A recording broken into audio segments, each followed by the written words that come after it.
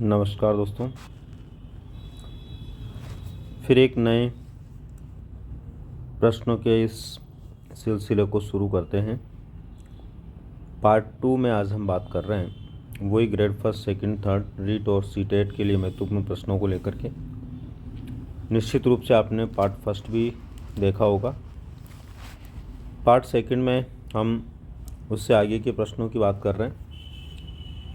दोस्तों, इस तरह से छोटे छोटे पार्टों में काफ़ी महत्वपूर्ण प्रश्नों को हम परीक्षा तक देखने का प्रयास करेंगे। तो देखिए, पार्ट 2 का हमारा जो पहला प्रश्न है वो क्या है। मदारी के डमरू पर बंदर का नाचना।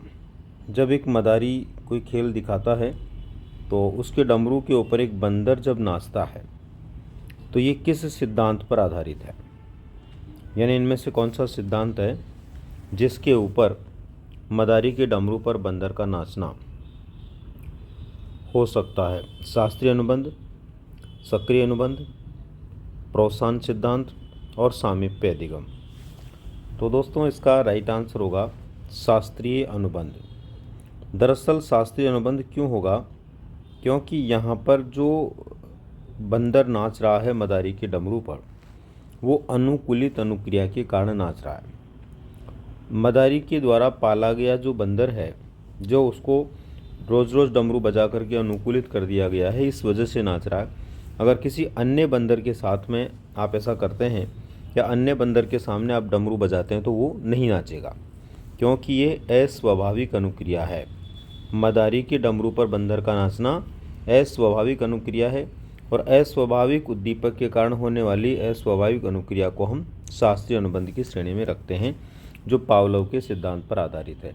तो राइट आंसर हमारा यहाँ पर हो जाएगा दोस्तों ए।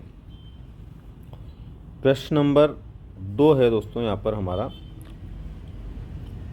कोई भी आंतरिक कारक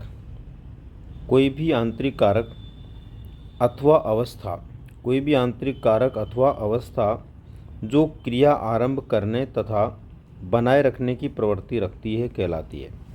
यानी ऐसा कोई भी कारक अथवा अवस्था जो किसी भी कार्य को आरंभ करने या उसको बनाए रखने की प्रवृत्ति को बनाए रखती है या प्रवृत्ति के रूप में होती है, तो वो इनमें से क्या हो सकता है। अधिगम, चिंतन, अभिप्रेरणा, सृजनशीलता। तो देखिए, ये जो विचार हैं ये विचार हैं अभिप्रेरणा के संदर्भ में। जैसा कि आपने अभिप्रेरणा के बारे में पढ़ा होगा, गुड के द्वारा एक विचार दिया गया है, गुड एनएफ के द्वारा, कि किसी कार्य को आरंभ करने, जारी रखने और नियमित बनाने की प्रक्रिया ही अभिप्रेरणा है। इसका अर्थ ये हुआ कि कोई भी आंतरिक कारक है या अवस्था है जो किसी क्रिया को आरंभ करने तथा उसको बनाए रखने की प्रवृत्ति रखती है, तो उसे हम किस रूप में जानेंगे, अभिप्रेरणा के रूप में। नेक्स्ट क्वेश्चन है दोस्तों, जब शिक्षक द्वारा छात्रों के लघु समूह बनाकर प्रत्येक समूह को विषय संबंधित समस्या दी जाए, छात्र चर्चा कर समाधान या निष्कर्ष निकालते हैं, ये किस उपागम की ओर संकेत करता है। यानी जब शिक्षक द्वारा छात्रों के लघु समूह, शिक्षक क्या करे, छात्रों के छोटे छोटे समूह बना दे और छोटे छोटे समूह बनाकर किसी विषय के ऊपर कोई समस्या बालकों को देकर उनसे चर्चाओं के आधार पर किसी समाधान या निष्कर्ष के लिए खुला छोड़ दे, स्वतंत्र छोड़ दे, तो ये कौन सा उपागम है। उपागम का मतलब कौन सा तरीका है जिसके द्वारा वो सिखाना चाहता है। पैनल चर्चा, अभिक्रमित अनुदेशन, वाद विवाद, निर्मितिवाद। तो देखो, पैनल चर्चा का मतलब तो ये होता है कि बहुत सारे लोगों में से या बालकों में से कुछ बालकों का एक पैनल बना करके किसी निर्णय के लिए आगे बढ़ाया जाए, तो ये नहीं होगा। अभिक्रमित अनुदेशन में क्या होता है, विषय वस्तु को छोटे छोटे भागों में बांटा जाता है और बालक को स्वाध्याय करके सीखना होता है, तो ये भी नहीं होगा। वाद विवाद के अंदर किसी मुद्दे पर वाद विवाद यानी पक्ष और विपक्ष में विचार दिए जाते हैं, निष्कर्ष की बात वहाँ पर नहीं होती है। तो ऐसी स्थिति में यहाँ पर चर्चा कर, यहाँ आपस में बालक वाद विवाद नहीं कर रहे बल्कि चर्चा कर रहे हैं और सार्थक चर्चा करके समाधान और निष्कर्ष निकाल रहे हैं, इसलिए ये हो जाएगा दोस्तों यहाँ पर निर्मितिवाद। तो राइट आंसर इसका क्या होगा, निर्मितिवाद होगा। नेक्स्ट क्वेश्चन में आ जाइए। नेक्स्ट क्वेश्चन है हमारा, अनुभव एवं प्रशिक्षण द्वारा व्यवहार में परिवर्तन होना ही अधिगम है, ये किसका विचार है?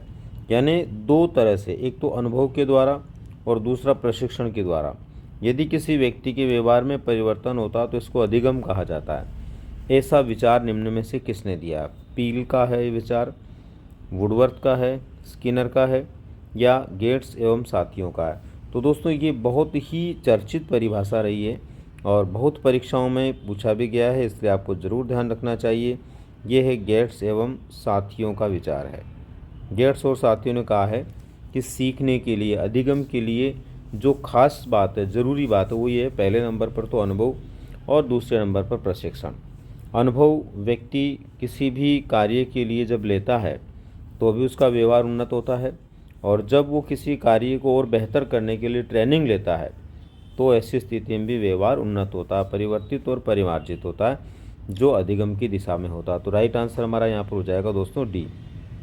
नेक्स्ट क्वेश्चन हमारा इसमें आता है, बच्चों को जो कुछ भी सिखाया जाए, बच्चों को जो कुछ भी सिखाया जाए उसकी आवृत्ति की जाए। यानी बच्चों को कुछ भी हमें सिखाना है तो उसकी आवृत्ति की जाए, मतलब एक से अधिक बार उनको बताया जाए, उसे दोहराया जाए, आवृत्ति की जाए, दोहराया जाए, और समय समय पर उसका उपयोग भी किया जाए। यानी समय समय पर जो बालकों को सिखाया जा रहा है उसका उपयोग भी हो। यह सीखने के किस नियम को स्पष्ट करता है? सीखने का ऐसा कौन सा नियम है जो ये बात कहता है कि बच्चों को बार बार सिखाया जाने के समय आवृत्ति की जानी चाहिए, दोहराया जाना चाहिए, और समय समय पर उसका उपयोग भी किया जाना चाहिए? अभ्यास के नियम, प्रभाव के नियम, तत्परता के नियम, आत्मसात करने का नियम। तो दोस्तों ये हो जाएगा अभ्यास का नियम, क्योंकि बार बार दोहराना अभ्यास में आता है, समय समय पर उपयोग करना अभ्यास में आता है, और सिखाने के समय आवृत्ति करना भी अभ्यास को दर्शाता है। तो यहाँ पर हमारा पहला ही राइट आंसर हो जाएगा इसका, अभ्यास का नियम। तो ए इस प्रश्न का सही उत्तर होगा। अगला प्रश्न है, अल्बर्ट बांडुरा के अनुसार जब एक व्यक्ति प्रेक्षणात्मक अधिगम करता है, अल्बर्ट बांडुरा के अनुसार जब एक व्यक्ति प्रेक्षणात्मक अधिगम करता है तो इसका अर्थ है, यानी प्रेक्षणात्मक अधिगम का मतलब वह किस तरह से अधिगम कर रहा है, इसका अर्थ अपने को पूछ रहा कुल मिलाकर। तो देखकर सीख रहा है, सुनकर सीख रहा है, सिखाने पर सीख रहा है, या दबाव में सीख रहा है? तो प्रेक्षण का मतलब, प्रेक्षणात्मक अधिगम का मतलब जो होता है दोस्तों, ये एक प्रकार से मॉडलिंग थ्योरी होती है। और मॉडलिंग थ्योरी का मतलब ये है कि वहाँ पर बालक या व्यक्ति किसी दूसरे व्यक्ति के व्यवहार को देखता है और देखने के आधार पर सीखता है। इसलिए राइट आंसर क्या हो जाएगा यहाँ पर? ए हो जाएगा, देखकर सीख रहा है। यानी अल्बर्ट बांडुरा के अनुसार प्रेक्षणात्मक अधिगम यदि कोई कर रहा है तो इसका मतलब वो देखकर सीख रहा है। छोटे छोटे बच्चे होते हैं या कोई भी व्यक्ति होता है, वो जैसे वातावरण में रहता है, जैसे लोगों को देखता है, उनके अनुसार सीखता है वो। तो इसलिए यहाँ पर राइट आंसर होगा देखकर सीख रहा है। नेक्स्ट क्वेश्चन हमारा इसमें आता है, वह कौन सा अधिगम सिद्धांत है जिसके आधार पर सामान्यतः एक शिक्षक शिक्षण सहायक सामग्री का उपयोग करता है? देखो, एक ऐसा सिद्धांत है जिस सिद्धांत के आधार पर सामान्यतया, यहाँ पर है सामान्यतया, सामान्यतया एक शिक्षक शिक्षण सहायक सामग्री का उपयोग करता है। इसका मतलब शिक्षण सहायक सामग्री का उपयोग जो शिक्षक के द्वारा किया जाता है, उस शिक्षण सहायक सामग्री का उपयोग शिक्षक के द्वारा किया जाता है, किस सिद्धांत के आधार पर वो करता है? इनमें से कौन सा ऐसा सिद्धांत है? शास्त्रीय अनुबंध का सिद्धांत है, या सक्रिय अनुबंध का सिद्धांत है, एकल प्रयास है चिन्ह सिद्धांत? तो ये है दोस्तों शास्त्रीय अनुबंध का सिद्धांत। यानी शास्त्रीय अनुबंध के सिद्धांत में एक शिक्षक जो होता है वो इस सिद्धांत के अनुसार सहायक सामग्री का उपयोग करता है। यानी कि ध्यान रखना आप लोगों को, पावलोव जो है, उस पावलोव का जो सिद्धांत है, उस सिद्धांत की उपयोगिता में हम पढ़ते हैं कि इनका सिद्धांत किसके लिए भी काम आता है। इनका सिद्धांत जो है विशेष रूप से किसी कार्य को करते समय सहायक सामग्री का उपयोग करते हुए उसको सिखाने के लिए भी काम में आता है। जैसे ग्लोब का उपयोग करके दिशाओं का ज्ञान शिक्षक करवा रहा है, तो वो एक प्रकार से संकेत अधिगम है। और संकेत अधिगम जो है वो किससे जुड़ा हुआ है? पावलोव के सिद्धांत से जुड़ा हुआ है। तो संकेत वाला जो अधिगम है, ये संकेत वाला अधिगम इसी से संबंधित है, इसलिए राइट आंसर हमारा यहाँ पर क्या होगा, यहाँ पर राइट आंसर होगा शास्त्रीय अनुबंध का सिद्धांत। क्वेश्चन नंबर 8 और अगला प्रश्न है हमारा इसमें, सीखने का वह प्रकार कौन सा है जिसमें सीखने वाला व्यक्ति कुछ विषय वस्तु को ठीक से समझ लेता है, यानी कुछ विषय वस्तु को ठीक से समझ लेता है, और जिसको ठीक से नहीं समझ लेता उसको क्या करता है, वो रट लेता है। इस प्रकार के सीखने को क्या कहते हैं, यानी जिसको आसानी से सीख ले उसको सीख लेगा, सीख नहीं पाएगा उसको रट लेगा। तो ये दोस्तों डेविड आशुबेल के अनुसार विचार है। डेविड आशुबेल जो है उन्होंने सीखने के जो तरीके बताए हैं उनके अनुसार ये विचार है। तो यहाँ पर जो विचार दिए गए हैं डेविड आशुबेल के अनुसार, तो जब हम डेविड आशुबेल के अनुसार अधिगम के ये जो विशेष व्यवहार हैं इनके बारे में पढ़ते हैं, तो उन्होंने बताया है कि अन्वेषण सीखना वो होता है जिसमें अपनी तरफ से कुछ तथ्य जोड़कर सीखा जाए। अर्थपूर्ण सीखना होता है जो दिया हुआ उसके अभिप्राय को, मीनिंग को ढंग से समझें और फिर सीखें। रटन से सीखने का मतलब होता है चीज़ों को रट लिया जाए। लेकिन अभिग्रहण सीखने का मतलब उन्होंने बताया है कि जो रट सकता है व्यक्ति वो रट लेगा, और जिनको रट नहीं सकता उनको वो क्या करेगा, जिनको रट नहीं सकता उनको वो आसानी से समझ लेगा। तो रटना और समझना दोनों जहाँ पर शामिल हो, रटना भी और समझना भी शामिल हो, वो क्या होगा दोस्तों, वो होता है अभिग्रहण सीखना। तो राइट आंसर हमारा हो जाएगा यहाँ पर डी। नेक्स्ट है, अधिगम से संबंधित दुनिया का पहला सिद्धांत देने वाले थॉर्नडाइक ने सीखने के लिए जिन 4 तत्वों को महत्वपूर्ण माना उनमें सम्मिलित नहीं है। देखिए सबसे पहले तो बात है, प्रश्न में बहुत ज़बरदस्त बात है कि अधिगम से संबंधित जो है, जो दुनिया का पहला सिद्धांत, दुनिया के अंदर जो भी सिद्धांत आए उनमें पहला सिद्धांत देने का श्रेय किसको जाता है, थॉर्नडाइक को जाता है। थॉर्नडाइक ने दुनिया का पहला सीखने का सिद्धांत दिया। इन्होंने सीखने के लिए क्या है, सीखने के लिए 4 तत्व बताए। इनके द्वारा जो 4 तत्व बताए गए, उन 4 तत्वों में यहाँ नीचे दिए गए जो तत्व हैं उनमें ये देखना है कि कौन सा सम्मिलित नहीं है। तो यहाँ पर देखो, आवश्यकता, अभ्यास, प्रोत्साहन और उत्प्रेरक। इन्होंने जो सीखने के 4 तत्व बताए दोस्तों, उसमें आवश्यकता सीखने का एक तत्व माना गया है, आवश्यकता को उन्हें सीखने का तत्व माना है। इन्होंने अभ्यास को एक सीखने का तत्व माना है, प्रोत्साहन को इन्होंने सीखने का तत्व माना है, लेकिन उत्प्रेरक को इन्होंने सीखने का महत्वपूर्ण तत्व नहीं माना। यानी इनके जो 4 तत्व हैं उनमें क्या सम्मिलित नहीं है, उत्प्रेरक सम्मिलित नहीं है।